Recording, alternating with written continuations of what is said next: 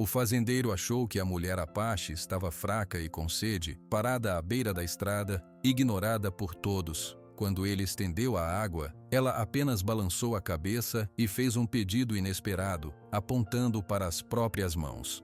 No instante em que ele entendeu o que ela realmente queria, seu corpo travou e todos ao redor ficaram em silêncio absoluto.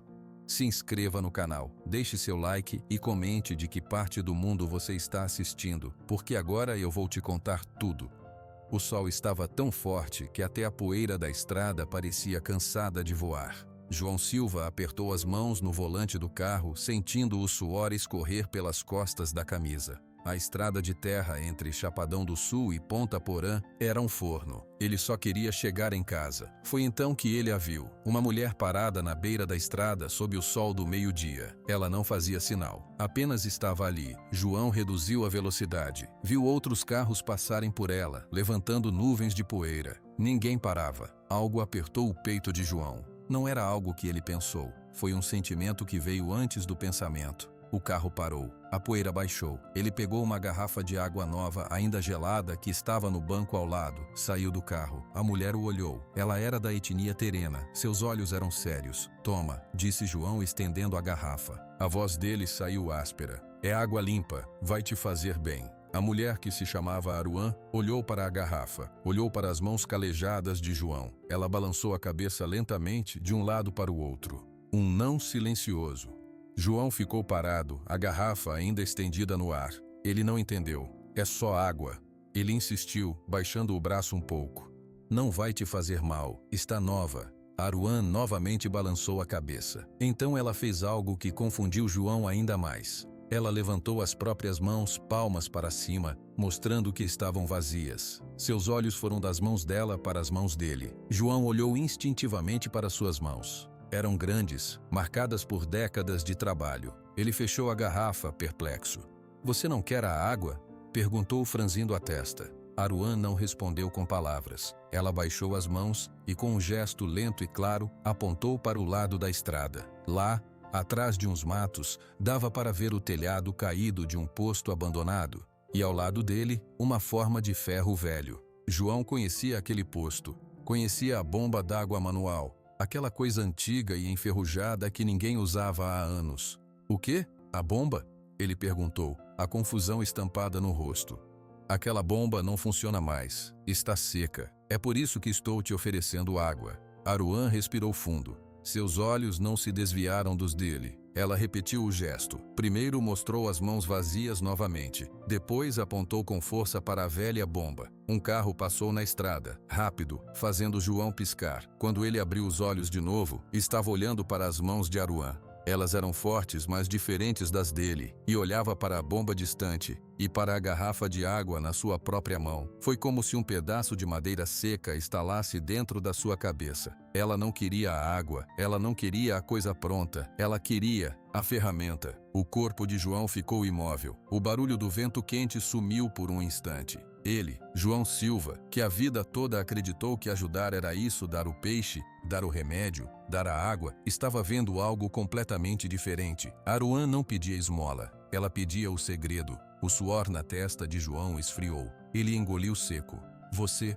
ele começou, a voz quase um sussurro. "Você quer saber como fazer a água sair?"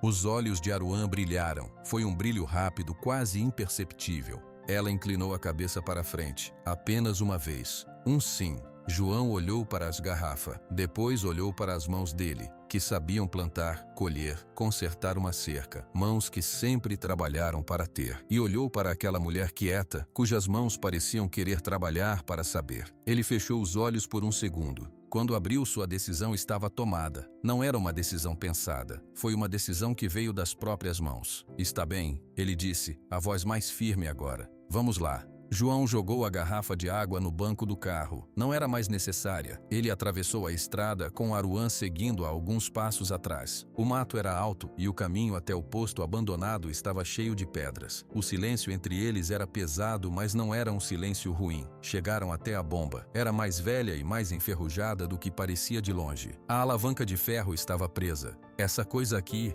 João murmurou, tocando no metal quente. Ele apertou algumas porcas com os dedos, testou a alavanca, deu um solavanco. Pode ser que ainda funcione. O poço deve ter água lá no fundo, só está entupida. Aruan observava cada movimento dele. Seus olhos não perdiam um detalhe. João cuspiu nas mãos por hábito e agarrou a alavanca com força. O segredo não é a força, ele explicou, olhando para ela. É o ritmo, para cima e para baixo, sem parar, até a água lá de baixo se convencer a subir. Ele começou a bombear. O ferro gemeu, rangendo alto no silêncio do lugar abandonado. Nada saía, apenas um som seco e vazio. João não desistiu. Continuou, para cima, para baixo. Seus músculos do braço queimavam. Aruan ficou ao lado, observando, suas mãos fechadas em leve tensão, como se estivesse fazendo o movimento junto com ele. Depois de um longo tempo, um som novo apareceu. Um arroxo molhado vindo das profundezas da terra. Está vindo, anunciou João, sem parar o ritmo. E então, com um cuspir final de ferrugem e terra, um fio de água escura, depois marrom, e finalmente clara, jorrou da boca da bomba, caindo no chão de cimento rachado. João parou ofegante. Aruan deu um passo à frente. Ela colocou as mãos sob o fio de água. A água era fria, era real. Um sorriso lento, como o sol nascendo atrás da serra, abriu o rosto sério de Aruan. Ela olhou para a água em suas mãos. Depois, olhou para João. Naquele olhar, não havia só gratidão. Havia um entendimento profundo e uma nova pergunta, ainda não feita, que já pairava no ar quente entre eles. A água continuou a correr, lavando a ferrugem da boca da bomba. Aruan molhou o rosto, depois bebeu um pouco da água que escorria para suas mãos. Ela fechou os olhos por um instante. Quando os abriu, olhou diretamente para João. É boa, ela disse. Foram as primeiras palavras dela. A voz era suave, mas firme. João apenas assentiu, ainda recuperando o fôlego. Ele observava aquela cena simples, uma pessoa bebendo água de uma bomba velha, e algo não saía da sua cabeça. Ele tinha oferecido uma garrafa nova, gelada, limpa, e ela tinha recusado. Preferiu isso. Por que você não quis a garrafa? A pergunta saiu antes que ele pudesse pensar melhor. Aruan secou as mãos na roupa. Ela se virou e olhou para a estrada, onde o carro de João estava parado. A garrafa acaba. Ela respondeu como se fosse a coisa mais óbvia do mundo. João franziu a testa. Claro que acaba, mas aí você pega outra. Ou vai até um rio, um poço, e se não tiver outra? Aruan cortou, olhando para ele novamente. E se o rio estiver seco? E se o poço for longe? A conversa estava indo para um lugar que João não esperava. Ele veio aqui para dar água a uma pessoa com sede. Agora estava discutindo sobre garrafas. Mas você tinha sede agora? Ele insistiu. Tive, concordou Aruan. Agora não tenho mais. Ela apontou para a bomba. E sei onde tem mais. João ficou em silêncio. Ele olhou para a bomba, depois para suas próprias mãos. As mãos que tinham feito a água vir. Aruan estava fazendo o mesmo. Ela levantou as mãos dela novamente, desta vez fechando os dedos em volta do lugar onde a alavanca da bomba estaria. Você sabe fazer a água vir, ela disse. Suas mãos sabem. É só bombear. João encolheu os ombros, sentindo-se estranhamente exposto. Qualquer um faz. Aruan balançou a cabeça. Não, nem todos. Ela fez uma pausa, escolhendo as palavras com cuidado. Na minha aldeia, temos uma bomba maior. Ela quebrou. Ninguém sabe consertar. As mãos dos mais velhos sabiam, mas eles já se foram. João começou a entender. Não era só sobre esta bomba aqui, enferrujada e abandonada. Era sobre outra bomba, em outro lugar. Vocês têm uma bomba quebrada na aldeia? Ele perguntou. Sim, a bomba que dava água para todas as casas. Agora temos que buscar água longe. A água que vem não é boa. Faz as crianças ficarem doentes. Faz minha avó Jandira ficar fraca. O nome da avó saiu com um peso. João viu um fio de preocupação passar pelos olhos de Aruan. E por que ninguém conserta? Ele perguntou, mas já sabia a resposta antes de terminar a pergunta. Aruan olhou para as mãos dele e depois para o rosto dele. Não sabemos como, ela disse simplesmente. As peças são de ferro, têm parafusos, tem uma coisa dentro que puxa a água de muito fundo. É um segredo. E segredos não são dados, são guardados. A palavra guardados ficou pairando no ar quente. João sentiu um calor subir pelo seu pescoço. Ele não era um homem que guardava segredos sobre água, era só um fazendeiro. Mas de repente, ele se viu pensando no seu vizinho, Valdir, que cercou um pequeno riacho na terra dele e não deixava ninguém usar. Pensou nos outros fazendeiros que falavam sobre poços particulares. Será que ele também guardava segredos sem saber? Eu não guardo segredo nenhum. A voz de João saiu mais áspera do que ele queria. Isso aqui é só uma bomba velha. Qualquer manual ensina. Onde está esse manual? Perguntou Aruan. João abriu a boca, mas não saiu som. Ele não tinha um manual. Ele tinha aprendido com o pai, que tinha aprendido com o avô. Era um conhecimento que estava nas mãos, não no papel.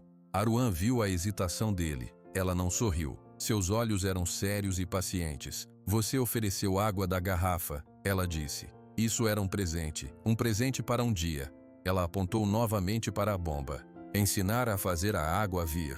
Isso é um presente para todos os dias. João sentiu as pernas ficarem um pouco fracas. Não era o calor, era uma coisa dentro dele se mexendo, se rearrumando. Uma ideia velha e dura dando lugar a uma nova, frágil e estranha. Ele sempre achou que ser bom era dar. Dar comida, dar esmola, dar trabalho. Ajudar era transferir uma coisa de uma mão para a outra. O que essa mulher estava pedindo era diferente. Ela pedia que ele esvaziasse um pouco do conhecimento da sua mão e colocasse na mão dela, para que ela nunca mais precisasse estender a mão vazia de novo. Era assustador.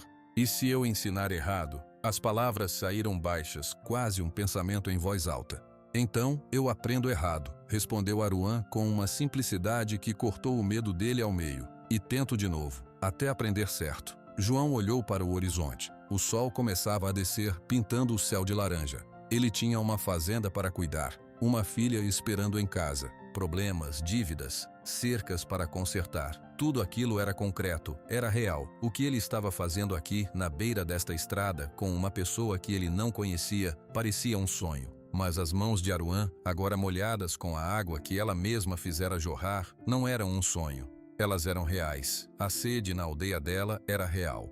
A avó doente era real. Ele respirou fundo, o ar quente entrando em seus pulmões. Está bem, ele disse. A voz não estava firme, mas estava decidida. Eu mostro para você como essa bomba funciona. Cada peça. Depois a gente vê sobre a bomba da sua aldeia. O rosto de Aruan não explodiu em alegria. Houve um alívio profundo, uma tensão que saiu dos seus ombros. Seus olhos brilharam com um respeito silencioso. Obrigada, Sr. João, ela disse. João deu 3 batidas com os dedos no boné, um hábito antigo, sem nem perceber. Ele se aproximou da bomba enferrujada. A aula estava prestes a começar. João ajoelhou na terra seca ao lado da bomba. Aruan fez o mesmo, mantendo uma distância respeitosa, mas seus olhos estavam fixos em cada movimento. Tudo começa aqui, disse João, apontando para um cano grosso de ferro que saía da bomba e entrava no chão. Esse cano vai muito fundo, até onde a água está guardada. O problema sempre está na junção. Ele pegou uma pedra e bateu levemente no cano. Um som oco ecoou. Está entupido aqui na boca. Terra, folha, pedrinha. A água não sobe. Aruan inclinou a cabeça. Como se tira? Com paciência, ele respondeu. João procurou ao redor até encontrar um graveto firme. Ele começou a cavar com cuidado ao redor da base do cano, onde ele encontrava a bomba. A terra era dura. Deixa eu tentar, pediu Aruan. João parou e a entregou o graveto. Ele esperou que ela cometesse um erro que usasse força demais, mas Aruan observou primeiro o ângulo em que ele estava trabalhando. Depois, ela repetiu o movimento, com uma pressão suave e constante. A terra começou a ceder. Bom, comentou João surpreso. Agora segura aqui. Ele colocou a mão dele sobre a dela, guiando o graveto para um lado específico. Tem uma porca enferrujada aqui. Se a gente soltar, dá para limpar por dentro. Seus dedos calejados e os dela, mais lisos, mas igualmente fortes, trabalharam juntos por alguns minutos em silêncio. O único som era o do graveto raspando o metal e a respiração de ambos. A porca soltou com um rangido seco. Pronto, disse João. Ele levantou uma pequena tampa de metal. De dentro saiu um punhado de terra barrenta e folhas secas. Aruan pegou um pouco da sujeira na mão. Isso estava impedindo a água. Estava. Agora vem a parte de fazer vir. Ele apontou para a alavanca longa de ferro. Isso aqui não é só uma alça, é uma força. Você empurra para baixo e lá no fundo um outro cano menor sobe e puxa a água. Solta e ele desce cheio. É um vai e vem. Um vai e vem. Aruan repetiu, tocando na alavanca. Exato. Mas o segredo não é rápido, é devagar, constante. Você cria um ritmo. João se levantou e colocou as duas mãos na alavanca. Olha! Ele começou a empurrar para baixo com um movimento fluido. Soltou, empurrou de novo. Vê? Não é uma briga. É uma conversa com a água lá de baixo. Ele fez sinal para ela se aproximar. Agora você. Aruan colocou as mãos onde as dele estavam. Elas pareciam menores, mas o agarro era firme. Ela empurrou. A alavanca mal se moveu. Use o peso do corpo, não só os braços, orientou João. Ela ajustou os pés na terra, inclinou o corpo para frente e tentou de novo.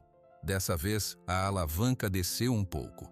Um som de sucção molhada veio de dentro do cano. Está ouvindo? Ele perguntou animado. A água está ouvindo você. Continua. Aruan continuou. Seu rosto estava sério, concentrado, para cima, para baixo. O ritmo era desigual no início, mas aos poucos foi ficando mais regular. João observava sem interromper. Depois de um tempo, ela parou, ofegante. Nada tinha saído ainda. Está quase, incentivou João. Mais um pouco. A água é teimosa, mas você é mais. Aruan respirou fundo e começou de novo. Desta vez, seus movimentos eram mais confiantes. Para baixo, para cima, para baixo, para cima. Um arroxo, um cuspir. Um fio de água escura jorrou, depois marrom, e então, clara e brilhante, caiu no chão com força. Aruan soltou a alavanca e deu um passo para trás, como se não acreditasse. A água continuou a correr, limpa e fresca. Um sorriso largo que João nunca tinha visto antes iluminou todo o seu rosto. Ela riu baixinho, um som de pura surpresa e alegria. Ela se ajoelhou novamente e colocou as mãos sob o jorro. A água era fria. Ela molhou o rosto, os braços, bebeu direto da fonte. Consegui, ela disse olhando para João. Os olhos dela estavam marejados, mas não de tristeza. Eu consegui. João sentiu um calor estranho no peito. Era um calor bom, diferente do calor do sol. Era o calor de ver alguém aprender, era o calor de ter ensinado. Conseguiu sim, ele concordou, e percebeu que também estava sorrindo. Agora você sabe, essa bomba é sua. Aruan ficou em silêncio por um momento, olhando para a água que corria. O sorriso dela diminuiu, mas a luz nos olhos não. E se a bomba quebrar de novo? Se uma peça rachar? Ela perguntou sem tirar os olhos da água. Daí a gente conserta, disse João naturalmente. Troca a peça. Aprende de novo. Aruan finalmente olhou para ele. A luz nos olhos dela agora tinha um peso, um pedido silencioso que ia além daquela bomba velha. E se a bomba for maior? E se as peças forem diferentes? A voz dela era quase um sussurro. João entendeu. Ela não estava mais falando do posto abandonado. Ela estava falando da aldeia, da bomba quebrada que deixava crianças com sede e uma avó doente. O calor no peito de João não desapareceu, mas ele sentiu um frio na nuca. Ensinar aqui, longe de tudo, era uma coisa. Ensinar lá, na aldeia, onde outros poderiam ver, isso era diferente. Ele não respondeu, apenas olhou para o chão, onde a água da bomba que eles consertaram juntos formava uma pequena poça na terra seca. A poça de água na terra seca foi crescendo. O barulho do jorro da bomba era o único som. A pergunta de Aruan ficou no ar, sem resposta. João limpou as mãos na calça, evitando o olhar dela. Está ficando tarde, ele disse, olhando para o céu que começava a escurecer. Preciso voltar para a fazenda. Aruan não se moveu. A aldeia Água Branca não é longe daqui. Dá para ir antes do sol sumir. João deu 3 batidas no boné, um gesto nervoso. Não posso ir hoje. Tenho coisas para resolver em casa. Que coisas? Perguntou Aruan com uma calma que parecia ver através dele. Coisas da fazenda. A voz de João saiu mais alta do que ele pretendia. Ele fez uma pausa e falou mais baixo. Olha, você conseguiu aqui. Aprendeu rápido. Para consertar a bomba da sua aldeia, é o mesmo jeito, só que maior. É o mesmo jeito? Aruan se levantou, enfrentando-o. A bomba da aldeia tem um motor, tem mangueiras grossas, tem uma caixa de ferramentas que ninguém sabe abrir. É igual a essa bomba velha? Se for igual, eu não estaria aqui. Eu já teria consertado. João ficou sem palavras. Ela tinha razão. Me mostre, ela pediu, e desta vez não era um pedido. Era quase um convite. Apenas venha ver. Você não precisa fazer nada hoje. Apenas veja. Depois você decide. O coração de João batia forte. Ele imaginou o caminho até a aldeia. Imaginou outros fazendeiros vendo seu carro entrar lá. Imaginou o vizinho Valdir com aquele sorriso cheio de dentes espalhando boatos. E se alguém me ver? A pergunta saiu antes que ele pudesse segurar. Quem? Aruan franziu a testa, genuinamente confusa. Outras pessoas, fazendeiros, gente da cidade. Aruan olhou para ele por um longo momento. A água da minha avó está acabando. As crianças estão com dor de barriga. O que importa quem vê? Para ela, a resposta era simples. A necessidade era urgente. As regras sociais de João não faziam sentido naquele contexto. Ele virou as costas e andou alguns passos em direção ao carro. Parou. A imagem da água limpa escorrendo pelas mãos dela, e o sorriso que veio depois não saía da sua cabeça. E se eu for lá só para olhar? Ele disse, sem se virar. Só para ver o tamanho do problema, sem prometer nada. Está bom. A resposta de Aruan veio rápida. Só para olhar. João se virou. O rosto dela estava sério, mas havia um fio de esperança nele. Ele sabia que aquela esperança era perigosa. Sabia que uma vez que ele visse, seria mais difícil dizer não. Como é o caminho? Ele perguntou resignado. Eu te levo. Pode deixar seu carro aqui. É mais rápido a pé por um atalho. João olhou para o carro, depois para o mato fechado que beirava a estrada. A ideia de entrar na mata com ela o assustou um pouco, mas ele concordou com a cabeça. Está bem, vamos logo.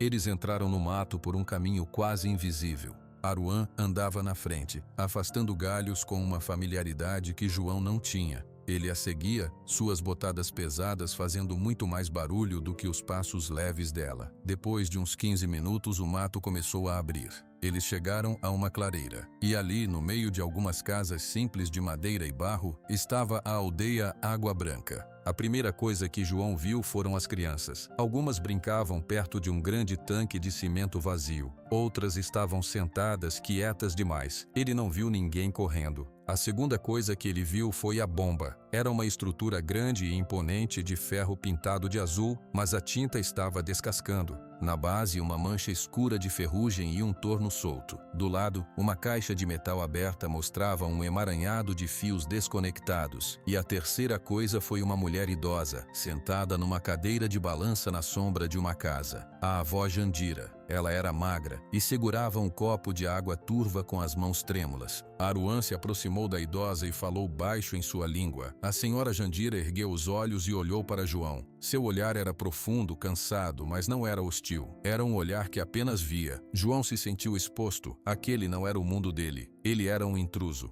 É essa a bomba? Disse Aruan, voltando-se para ele. João se aproximou, aliviado por ter algo concreto para olhar. Ele se ajoelhou, examinando a base. O problema era grande. Uma peça principal, uma espécie de cilindro, estava rachada. A mangueira de sucção estava ressecada e furada. Isso aqui não é um conserto simples. Ele murmurou mais para si mesmo.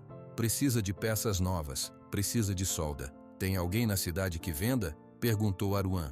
Tem, mas... João hesitou. Custa caro. A expressão de Aruan não mudou. Ela já sabia. E se a gente consertar com o que tem? Com outras peças velhas? João olhou para o cano rachado. Era impossível. Ele balançou a cabeça. Não dá. Essa peça está estourada. Segura a pressão da água. Se arrebentar de vez, pode machucar alguém. O silêncio que se seguiu foi pesado. João via agora de forma muito clara o problema. Não era falta de vontade, era falta de recursos. Era um buraco no balde que não podia ser tapado com vontade. Ele se levantou, limpando o pó das calças. O olhar da senhora Jandira ainda estava sobre ele. Ele sentiu um nó na garganta. Preciso ir, ele disse, evitando todos os olhares. Preciso pensar. Aruan não tentou impedi-lo. Ela apenas assentiu. Obrigada por ter vindo ver, senhor João. João deu meia volta e refez o caminho pelo mato, sozinho desta vez. Cada passo o afastava da aldeia, mas as imagens não saíam dele. O tanque vazio, a água turva no copo, o cano rachado. E o medo, o velho medo dele, que agora parecia pequeno e feio diante daquela necessidade tão grande. O cheiro do café forte encheu a cozinha da fazenda Sossego. Marina, a filha de João, mexia a panela no fogão a lenha. Ela ouviu o caminhão do pai chegar, mas os passos que entraram em casa eram mais lentos que o normal. Pai, tudo bem? Ela perguntou virando-se. João parecia cansado. Ele tirou o boné e deu as 3 batidas habituais na mesa, mas o gesto parecia vazio. Seus olhos estavam longe. Tudo, ele respondeu sentando-se pesadamente à mesa. Marina serviu o café para ele. Ela tinha 16 anos e conhecia cada som do pai. Aquele silêncio tinha um ruído novo dentro. O senhor atrasou. Achei que o caminhão tinha quebrado de novo. Não quebrou. Ele tomou um gole de café, evitando o olhar dela. Parei na estrada. Problema com a cerca? Não. Foi uma pessoa. Marina se sentou à mesa interessada. João não era de parar para conversar. Que pessoa? Uma mulher, da aldeia. Ela estava parada no sol. Oferecia água. Ela não quis. Isso não fazia sentido para Marina. Não quis água? Por quê? João suspirou, como se a história fosse pesada para contar.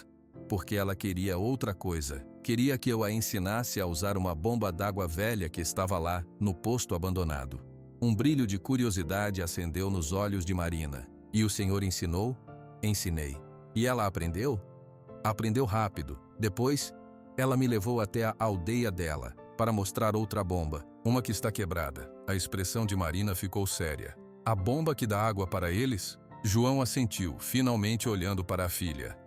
A situação lá não é boa, Marina. A água que tem está suja. A avó dela, uma senhora idosa, está doente por causa disso. Marina ficou em silêncio por um momento. Ela olhou para a torneira da pia de casa, de onde saía água limpa com um simples giro da mão. E o senhor vai consertar a bomba para eles? A pergunta saiu direta. João franziu a testa. Não é simples. Precisa de peças. Precisa de envolvimento. E eu não sei se posso me envolver. Por que não? A voz de Marina era suave, mas firme. Porque as coisas são complicadas. Porque eu tenho uma fazenda para cuidar. Porque temos vizinhos como o Valdir que não gostam dessas coisas. Porque eu não sou mecânico, sou fazendeiro. Ele falou mais alto do que pretendia. Marina não recuou. Ela estudou o rosto do pai. O senhor tem medo, ela disse, não como uma acusação, mas como uma constatação. João abriu a boca para negar, mas fechou de novo. Ele baixou a cabeça. É claro que tenho medo, ele admitiu em voz baixa. Não sei no que isso pode se transformar. Marina se levantou e foi até a janela. O sol estava quase se pondo. Qual é o nome dela? Ela perguntou. Quem? A mulher que o senhor ensinou. Aruã. O nome dela é Aruã. Marina guardou o nome. Ela olhou para a estrada de terra que passava longe da fazenda. No dia seguinte, Marina acordou com aquele nome na cabeça. Enquanto João saía para o trabalho no campo, ela decidiu. Pegou sua bicicleta e uma garrafa de água. Vou dar uma volta, pai, gritou. Vai para onde? A voz de João veio de longe. Não vou longe, ela respondeu já pedalando. Ela sabia onde ficava o posto abandonado. Era um ponto de referência perto da estrada principal. Quando chegou, a bomba velha ainda estava lá, e sentada em uma pedra próxima, esperando, estava Aruã. As duas se olharam. Marina desceu da bicicleta. Você é a Aruã? Perguntou Marina. Aruã assentiu, observando-a. Você é a filha do seu João. Sim, eu sou a Marina. Meu pai me contou sobre você. Aruã fez um gesto em direção à bomba. Seu pai é um bom professor. Marina se aproximou. Ele me contou sobre a bomba quebrada na sua aldeia, sobre a sua avó. A expressão de Aruã se fechou um pouco, mas ela manteve o olhar em Marina. Ele viu, ele sabe que é verdade. Posso ver também? A pergunta saiu antes que Marina pudesse pensar. Por que você quer ver? Perguntou Aruã com curiosidade genuína. Porque meu pai está com medo, e eu quero entender o que é maior que o medo dele. Aruã olhou para aquela menina de cabelos claros e olhos determinados. Ela se levantou. Venha, mas deixe a bicicleta. O caminho é no mato. Marina seguiu Aruã pelo mesmo atalho que seu pai tinha percorrido no dia anterior. O coração dela batia rápido, mas não de medo. Era uma sensação nova de estar indo em direção a algo real, algo que importava. Quando a aldeia Água Branca apareceu na clareira, Marina parou. Ela viu as casas simples. Viu o tanque vazio, viu as crianças. Uma menina pequena sentada no chão, bebia algo de uma caneca de plástico rachada. Aruã a levou até a casa da avó Jandira. A senhora estava deitada agora, coberta por um cobertor fino, apesar do calor. Vovó, essa é a Marina. Ela é filha do homem que me ensinou na bomba velha, apresentou Aruã. Jandira abriu os olhos. Seu sorriso era fraco, mas acolhedor. Ela estendeu a mão, que tremia um pouco. Marina segurou-a com cuidado. A água! A senhora Jandira sussurrou. A água da chuva acabou. A do rio está fraca e amarga. Marina olhou para Aruan, que traduziu o que a avó disse em sua língua. Aruan pegou uma jarra de barro e mostrou para Marina. A água lá dentro era turva, com um tom marrom claro. É isso que a gente tem para beber agora, disse Aruan, sua voz plana. Fervemos, mas o gosto ruim e a doença não saem. Marina sentiu um nó no estômago. Ela pensou na água gelada e limpa que ela tinha na geladeira de casa. Pensou em como reclamava quando o chuveiro ficava morno. Um calor de vergonha subiu pelo seu rosto. Ela não chorou ali, mas quando Aruan a acompanhou de volta até a beira da estrada, onde a bicicleta estava, as palavras saíram aos pedaços. Eu não sabia, Marina disse, os olhos cheios de lágrimas. Eu achava que todo mundo tinha água. Aruan colocou uma mão no ombro dela. Foi um gesto leve, mas firme. Agora você sabe, disse Aruan. Saber é o primeiro passo.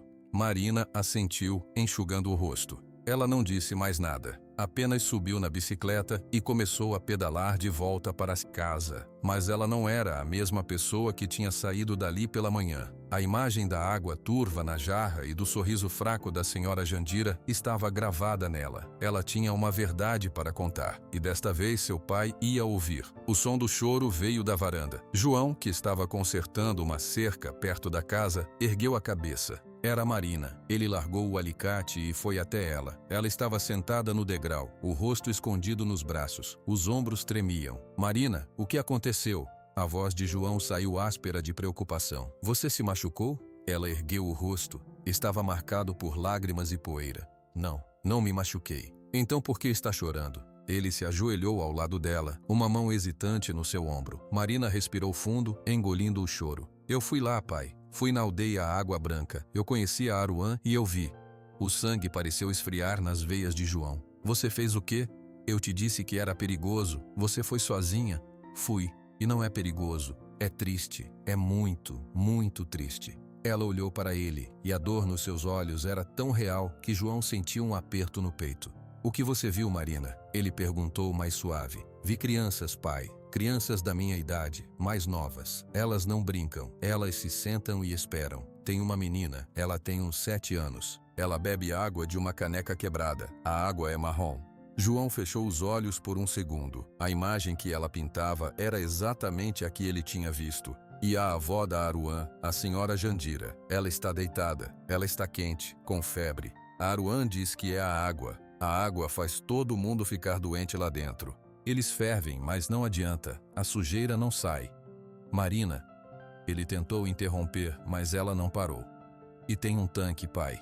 Um tanque grande de cimento. Está vazio, completamente seco. Só tem um pouco de água suja no fundo. E a bomba? A bomba grande azul está parada. Parece um cavalo morto no meio do pátio. Ninguém sabe como fazer ela acordar. Ela pegou a mão dele, suas mãos de menina segurando suas mãos calejadas. Pai, eles têm sede. Sede de verdade. Não é como quando a gente tem sede e abre a geladeira. É uma sede que dói na barriga. A senhora Jandira, ela poderia ser a vovó. Se a vovó estivesse viva e com sede, o que o senhor faria? A pergunta atingiu João como um soco. Ele viu a mãe de Marina, sua falecida esposa Lúcia, no rosto da filha. Viu a própria avó dele, que o criou, frágil e com sede. Seu mundo antigo, feito de medos e regras rígidas, rachou naquela hora. Ele não conseguia falar. O senhor sabe consertar coisas, insistiu Marina, as lágrimas voltando. O senhor consertou o motor da debulhadeira, consertou o telhado, consertou a bomba velha da estrada para Aruan. Por que essa bomba é diferente? Só porque está dentro da aldeia? É complicado, filha. Ele sussurrou, mas a força da convicção tinha sumido da sua voz. O que é complicado? O senhor vai lá, olha na bomba e diz o que precisa. A gente tenta arranjar as peças. Se não der, a gente pelo menos tentou. Mas não fazer nada. Isso é fácil. E é errado. João levantou-se andando alguns passos na varanda. Ele deu 3 batidas com os dedos no boné, mas o gesto não trouxe o conforto de sempre. Trouxe apenas o som de sua própria indecisão. Ele pensou no olhar da senhora Jandira, pensou na água turva, pensou no medo que ele sentiu ao sair da aldeia, um medo covarde de se envolver. E então ele olhou para sua filha, para os olhos vermelhos, mas cheios de uma coragem que ele não possuía. Ela foi lá sozinha. Ela viu a verdade, e ela não tinha medo. ela só tinha vontade de ajudar. Naquele momento, João entendeu que o maior perigo não era ajudar, era sua filha perder o respeito por ele. Ele voltou-se para Marina. Está bem. Ela olhou para ele sem acreditar. Está bem o quê? Está bem. Vamos lá amanhã cedo. Eu vou olhar a bomba de novo, direitinho. E aí? Aí a gente vê o que dá para fazer. Um novo choro tomou conta de Marina, mas agora era de alívio. Ela se levantou e o abraçou forte. João a abraçou de volta, sentindo os ossos fincos dela, sentindo o peso da decisão que tinha tomado. No dia seguinte, ao amanhecer, João e Marina pegaram o caminhão. Desta vez, ele não parou no posto abandonado. Ele seguiu direto até o ponto mais próximo da aldeia e entrou no mato a pé, com Marina guiando o caminho. Quando chegaram, Aruan já os esperava. Ao lado dela estava um homem mais velho, de cabelos totalmente brancos e um rosto cheio de marcas. Era o Senhor Quarai. Esse é o Senhor Quarai, apresentou Aruan. Ele é nosso líder, ele conhece todas as histórias da nossa terra. O Senhor Quarai estendeu a mão para João. Seu aperto de mão era firme. Aruan me contou do seu gesto na estrada e da sua filha de coração bom. Obrigado por ter vindo.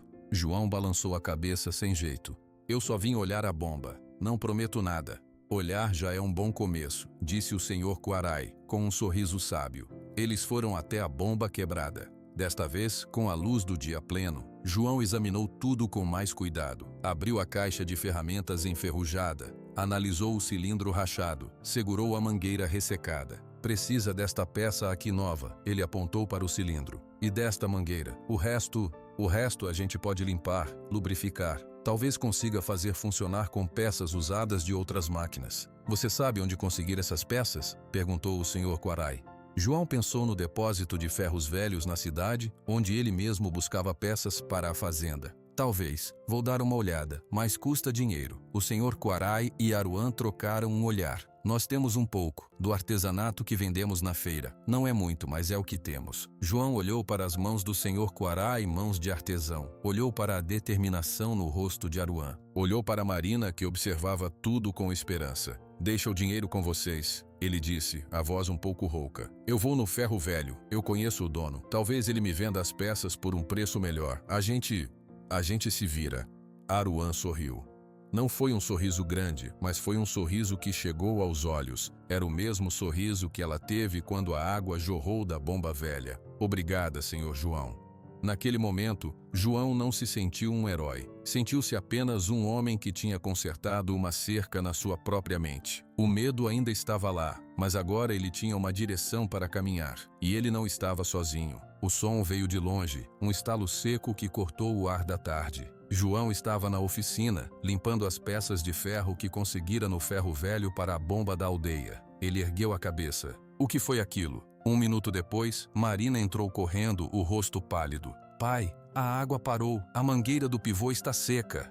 O coração de João deu um salto. Ele largou o pano e saiu em disparada, com Marina atrás. Correram até o centro da fazenda onde ficava a bomba principal. Era uma máquina maior, movida a motor, que puxava a água de um poço profundo para as plantações. Uma fumaça fina saía do motor. Um cheiro de óleo queimado pairava no ar. E mais importante, não havia nenhum barulho. A bomba estava morta. Não, não, não! João sussurrou aterrorizado. Ele se aproximou, tocando no motor ainda quente. A correia tinha arrebentado. Pior, quando ele tentou girar uma peça chamada volante, ela não se mexia. Travada por dentro. O que aconteceu, pai? A voz de Marina tremia. A bomba quebrou. De verdade. A desesperança começou a subir pela garganta de João. Sem aquela bomba, seus 10 hectares de milho e soja morreriam em poucos dias. Tudo o que ele tinha, tudo o que garantia o futuro de Marina, dependia daquela água. Ele passou horas tentando. Abriu o motor. Encontrou o problema. Uma peça interna do carretel da bomba havia se partido. Ele não tinha uma peça igual. Nem sabia onde conseguir uma nova a tempo.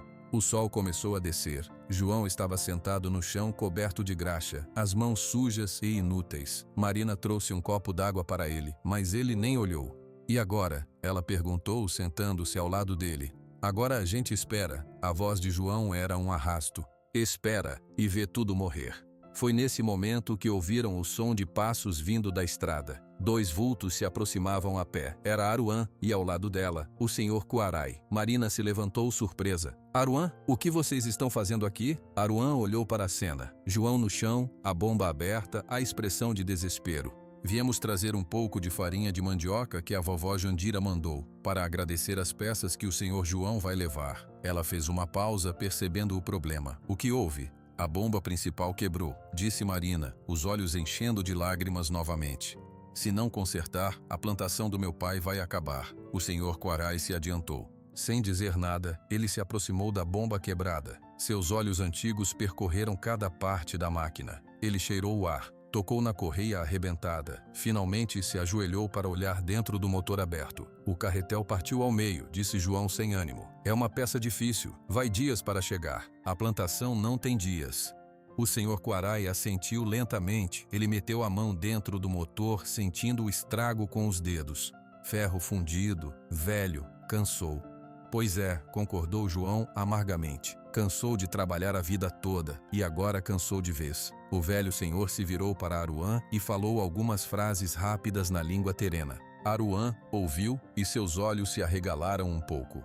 Ela falou para João. O Sr. Quarai pergunta, você tem um pedaço de eixo de aço velho, daqueles grossos, e tem uma ferramenta para esmeril? João franziu a testa confuso. Tenho um eixo quebrado de um trator antigo lá na oficina. E o esmeril funciona. Por quê? O Sr. Quarai já estava se levantando. Ele apontou para a oficina e depois para a bomba, num gesto claro. Ele acha que pode fazer uma peça nova. Traduziu Aruã, um fio de esperança na voz. Não igual, mas que funcione. João olhou para o homem idoso, depois para a bomba complexa. Era impossível, mas o desespero era maior que a dúvida. Está bem, vamos tentar.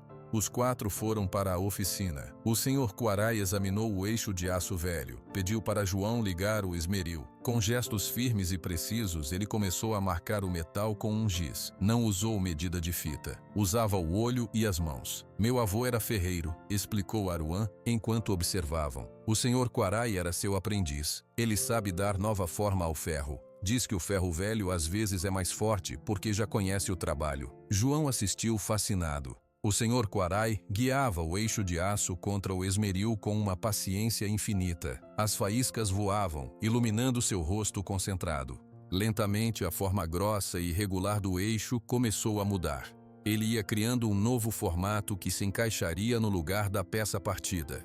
Depois de um longo tempo, ele parou. Lavou a peça ainda quente em um balde d'água. Um silvo de vapor subiu. Ele a examinou, fez alguns ajustes finos com um arquivo e assentiu. Precisa de um furo aqui, ele disse apontando, e pela primeira vez João ouviu ele falar português, com uma voz grave e arrastada. João, animado agora, pegou a furadeira. Trabalharam juntos, sob a luz de uma lâmpada fraca. João furou onde o Sr. Quarai indicava. O velho líder então poliu a peça até ficar lisa. Quando a nova peça ficou pronta, era mais simples que a original, mas parecia sólida. Levaram-na até a bomba. Com as mãos experientes do Sr. Quarai guiando as mãos sujas de João, eles instalaram a peça caseira no coração da máquina. Fecharam o motor. Colocaram uma correia nova. João deu 3 batidas no boné, fechou os olhos e ligou a chave. O motor girou, tossiu fumaça por um segundo e então pegou. Um ronco profundo e saudável encheu o ar. Todos ficaram parados, olhando para a mangueira grossa que saía da bomba. 1 segundo,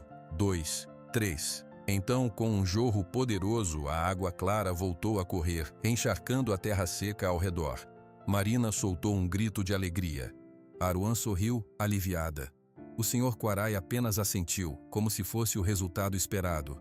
João olhou para a água, depois olhou para suas mãos, calejadas, e para as mãos do Sr. Quarai, marcadas pelo fogo e pelo tempo. Ele tinha oferecido ajuda, e no seu momento de maior necessidade, a ajuda tinha voltado para ele, de um lugar onde ele nunca imaginaria buscar. Ele se virou para o Sr. Quarai. Como eu posso agradecer? A pergunta saiu carregada de emoção. O Sr. Quarai colocou uma mão no ombro de João. A água está correndo. Isso é o agradecimento, mãos ajudando mãos. É assim que sempre deveria ser.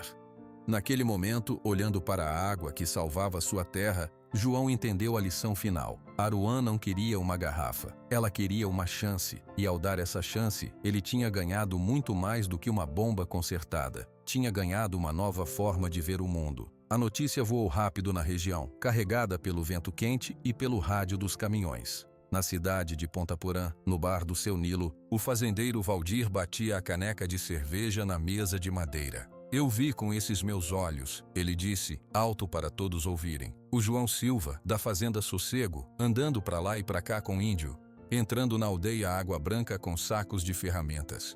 Os outros homens ao redor, todos fazendeiros ou trabalhadores rurais, cochichavam entre si. E daí, Valdir? João sempre foi meio quietão, mas trabalhador, falou um homem mais velho. Daí que tá todo mundo reclamando que os riachos estão secando mais cedo esse ano. Daí que a gente tá gastando uma fortuna com perfuração de poço. E o João tá lá, de boa, ensinando o pessoal da aldeia a consertar bomba d'água. A voz de Valdir era cheia de desconfiança. Vocês não estão vendo o jogo? Eles consertam a bomba deles, aí precisam de mais água. Aí vão querer água de onde? Dos nossos córregos, das nossas nascentes. Um silêncio pesado caiu sobre o bar. A semente da dúvida estava plantada. Mas João não é assim, insistiu o homem mais velho. Ele é da paz. Era da paz, corrigiu Valdir. Agora ele está do lado deles. Quem garante que ele não vai mostrar onde estão os melhores poços da região? Quem garante que ele não vai dar um pedaço da terra dele para eles expandirem a aldeia? É só o começo. Valdir terminou sua cerveja e se levantou. Eu vou lá, vou dar um basta nisso. Quem é homem e se preocupa com a sua terra, com a água dos seus filhos, me acompanha.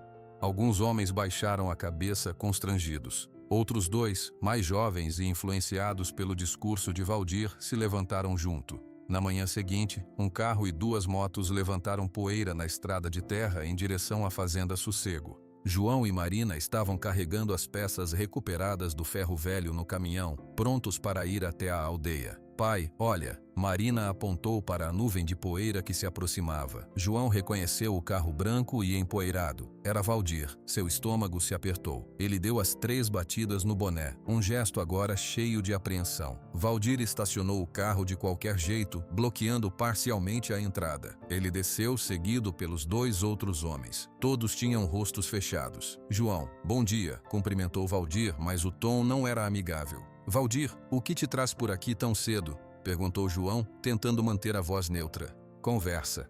Uma conversa séria entre vizinhos. Valdir olhou para as caixas de ferramentas e as peças de metal no caminhão. Tá fazendo uma mudança? Levar suas coisas para outro canto? É conserto. Umas peças velhas. Conserto para quem? A pergunta veio rápida como uma faca. João hesitou. Marina se adiantou, seu rosto sério. É para consertar a bomba d'água da aldeia Água Branca, seu Valdir. A bomba deles está quebrada e as crianças estão passando sede. Valdir deu uma risada curta sem humor. Olha só, a filhinha do João já fala pelo pai. Bonito. Ele voltou-se para João. É verdade isso? Você tá metendo o nariz onde não foi chamado? Eu fui chamado, Valdir, respondeu João, firmando os pés no chão. E não é meter o nariz, é ajudar. Ajudar. Ajudar quem? Uma turma que não paga imposto, que não contribui com nada, que fica aí numa terra que não é deles? A terra é deles, Valdir. A voz de Marina tremia de indignação. Eles estão lá há muito mais tempo que a gente. Cala a boca, menina. Aqui a conversa é entre homens. Um dos acompanhantes de Valdir gritou. João deu um passo à frente, colocando-se na frente de Marina. Não fale assim com minha filha. E ela tem razão. Eles têm direito à água, sim, água limpa. Valdir olhou de João para as peças no caminhão e depois para os homens atrás dele buscando apoio.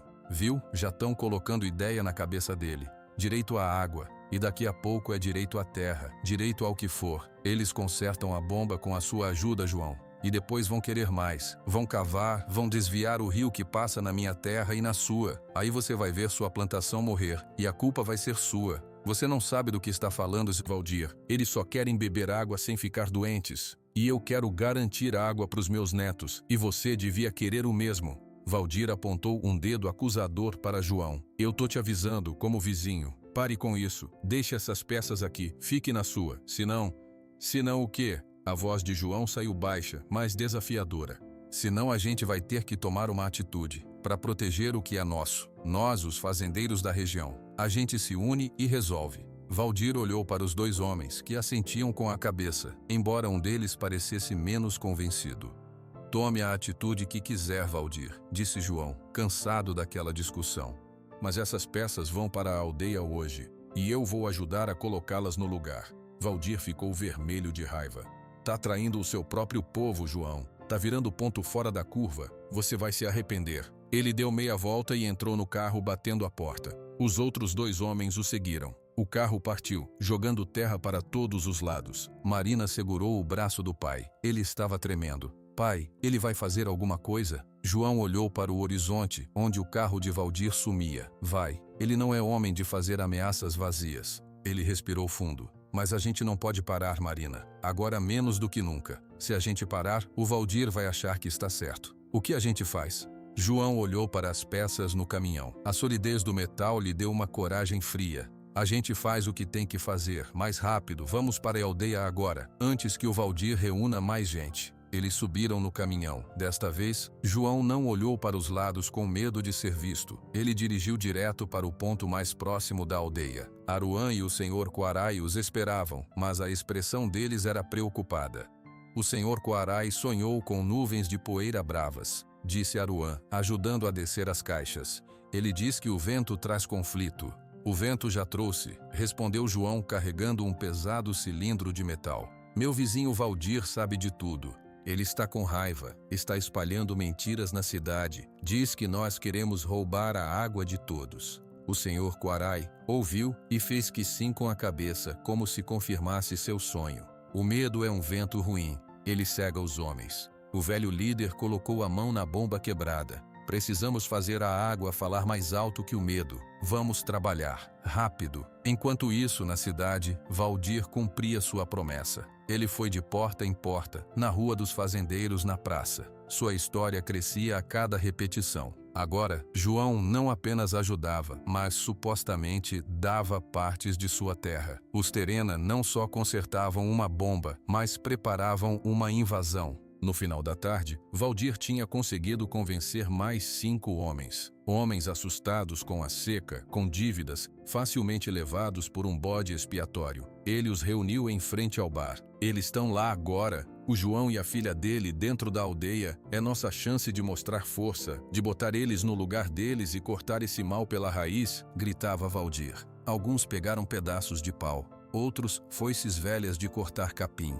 Nenhum deles era violento por natureza, mas o medo e a raiva, alimentados por Valdir, os transformavam. Formaram um grupo desorganizado, mas determinado, e subiram em 3 caminhonetes. O sol começava a se deitar quando eles partiram em direção à aldeia Água Branca, levantando uma longa e ameaçadora nuvem de poeira no caminho de terra. O último parafuso foi apertado. O senhor Quarai limpou as mãos em um pano, seu rosto marcado pela concentração. Aruã segurava a nova alavanca da bomba, feita de uma peça de ferro reta e resistente. Está pronto, anunciou o senhor Quarai, olhando para João.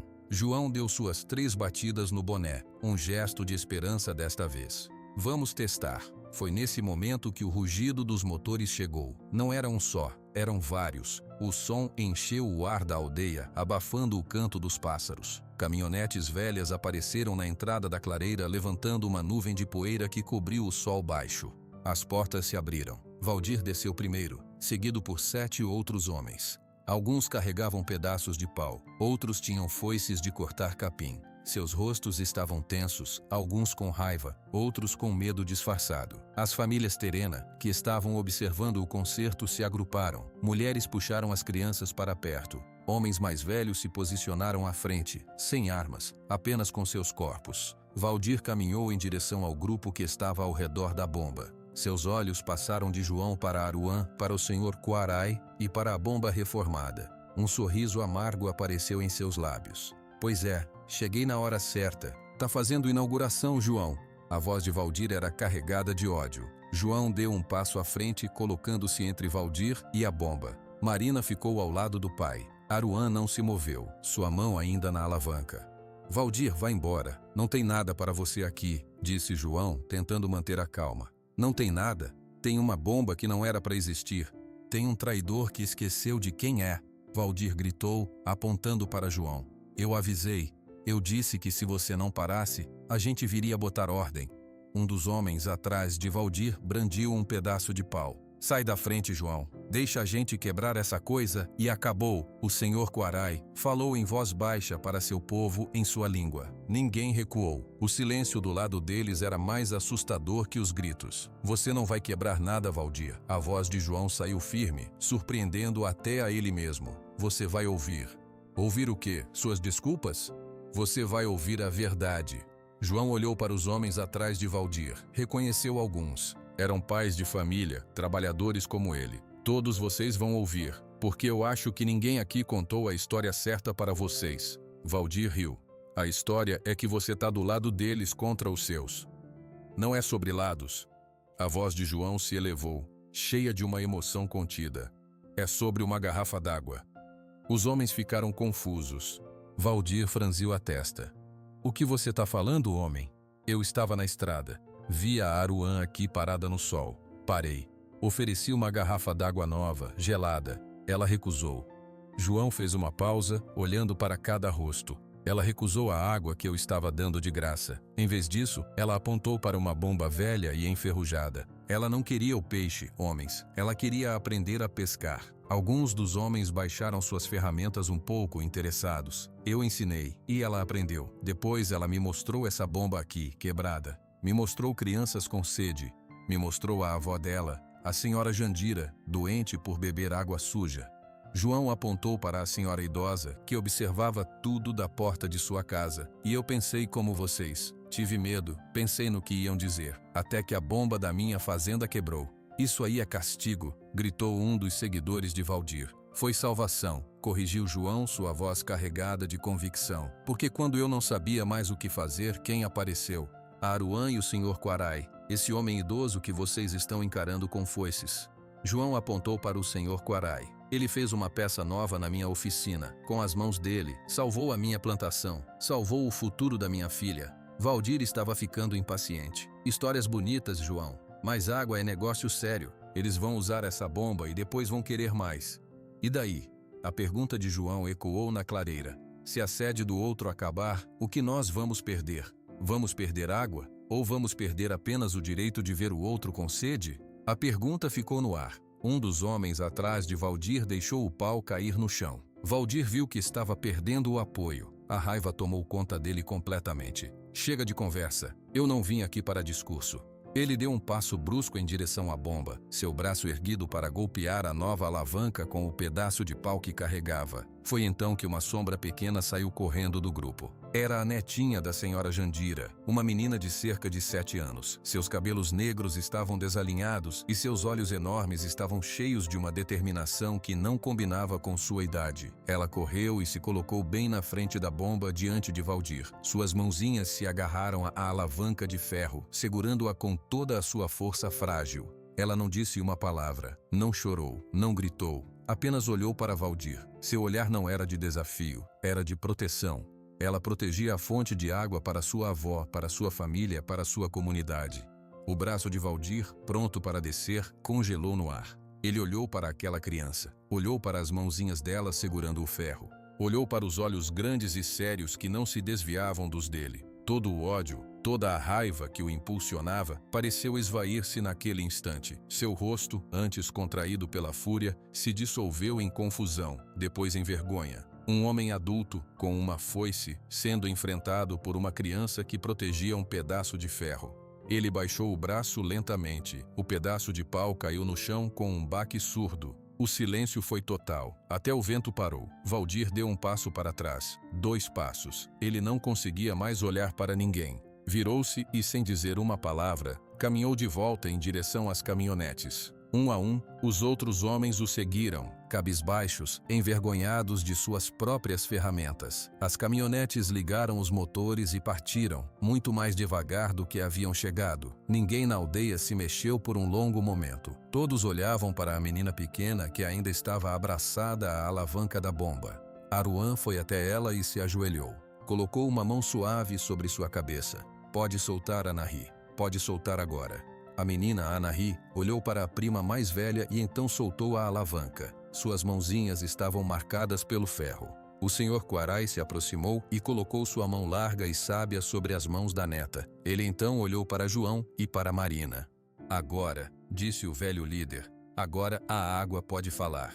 Ele fez um gesto para Aruã. Ela respirou fundo, colocou as duas mãos na alavanca e, com um movimento firme e esperançoso, empurrou-a para baixo. O movimento da alavanca foi pesado no início, depois solto. Um vácuo molhado succionou o ar dos canos. Um segundo de silêncio absoluto. Então, de dentro da terra, veio um rugido surdo. A bomba tremeu. E com um jorro forte e contínuo, água cristalina explodiu pela saída de ferro, arqueando no ar antes de cair no tanque de cimento vazio. O som era de vida. Era alto, claro e poderoso. A menina Anahi deu um pequeno pulo para trás, surpresa, e então um sorriso enorme tomou seu rosto. A senhora Jandira, na porta, ergueu uma mão trêmula e depois a colocou sobre o coração. O senhor Quarai simplesmente assentiu, seus olhos úmidos fixos no jorro de água. Aruã não soltou a alavanca. Ela continuou bombando. 1, 2, 3 vezes, até que o fluxo se estabilizou em um jorro constante e forte. Só então ela parou e deixou que a água corresse sozinha. Ela colocou as mãos sob a corrente.